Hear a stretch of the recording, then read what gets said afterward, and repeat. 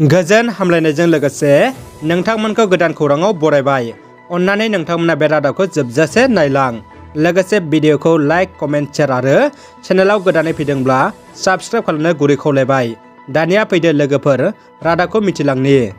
गिबि खौराङाव दङ बिर जोहोलाव रन्जन दैमारिनि जोनोम सान खुंदों। बर' हारिनि उदांस्रि दावहारु एनडिएफबिनि गायसनगिरि रन्जन दैमारिनि मैया 62थि गोथार जोनोम सान खुंदों। एनडिएफबिनि गायसनगिरि आफादगिरि डिआर नाब्ला बिथांनि 62थि जोनोम सानखौ उदालगुरि जिल्लानि सिङाव थानाय बिष्णुराभा भवननि लांगोनायाव रन्जन दैमारिनि अनसुलि बिब' कृपाबती दैमारिनि केक हानायजों सानसेनि मेहेरगोनां हाबाफारिजों जोनोम सानखौ खुंदों। उदालगुरियाव बिटिआर गोरोबथानि सागानगिरि एनडिएफबिनि गायसनगिरि आफादगिरि रन्जन दैमारिनि 62थि जोनोम सान फालिदों। बिटिआर गोजोन गोरोबथानि उनाव एनडिएफबिनि गायसनगिरि आफादगिरि रन्जन दैमारिया नाथाय दिनैसिमबो जोबथेसालियाव दङ।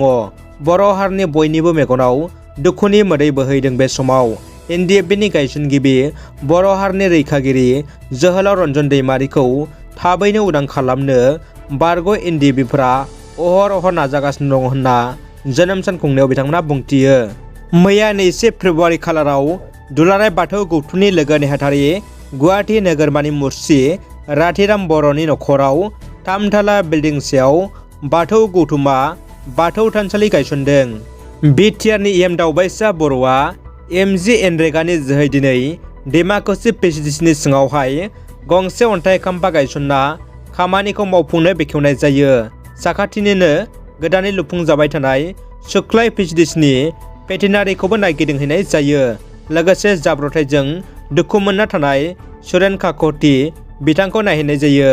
दानिया फैदो गुबुन मोनसे खौराङाव।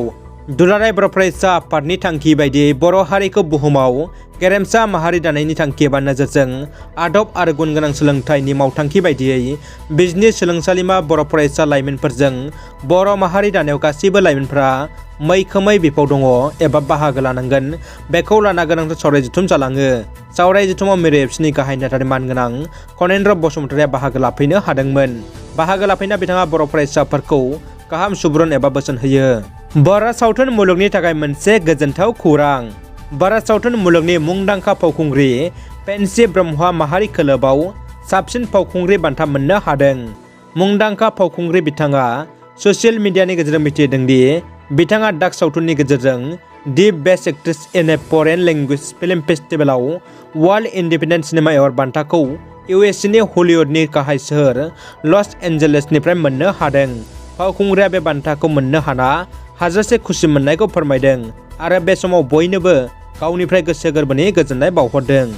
क'क्राझाराव इन्टारनेशनेल भटार्स पार्टीनि खौरांगिरि मेल। खौरांगिरि मेलाव बाहागो लानानै पिबिआइनि आफादगिरि उमेश ब्रह्मआ बुङो दि सोरखारा पिबिआइनि सोद्रोमाफोरखौ खेंख्रा नोजोरजों नायो। दिनैसिमबो पिबिआइनि सोद्रोमाफ्रा सोरखारनि मोननो गोनां आसनि जेरै बोराइ पेन्सन, अरुणोदय स्किमजों लोगोसे गुबुन गुबुन जौगालु बिथांखिफोरखौ मोनफुङाखै होनना गोख्रों अजद होदों। दानिया फैदो जोबथा खौराङाव।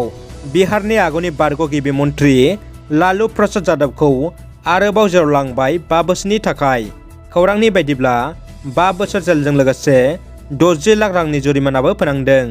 गिबि मन्थ्रि जानाय समाव जानाय लोंनाय बिफानाव कौटि रां कारापसन खालामनायनि आरजेडीनि दैदेनगिरि बारग' गिबि मन्थ्रिखौ सिबिआइआ गोख्रों साजा फोसावो।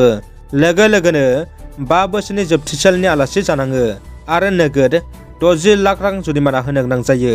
बारग' गिबि मन्थ्रि लालु प्रसाद यादवा। रादाबा एसेनोसै लोगोफोर। रादाबखौ जोबजासे नायनायनि थाखाय गासैनिसिमबो साबायखर आरो गोजोन हामलायनाय थाबाय। जै बर' हारिनि गोजोन्थों।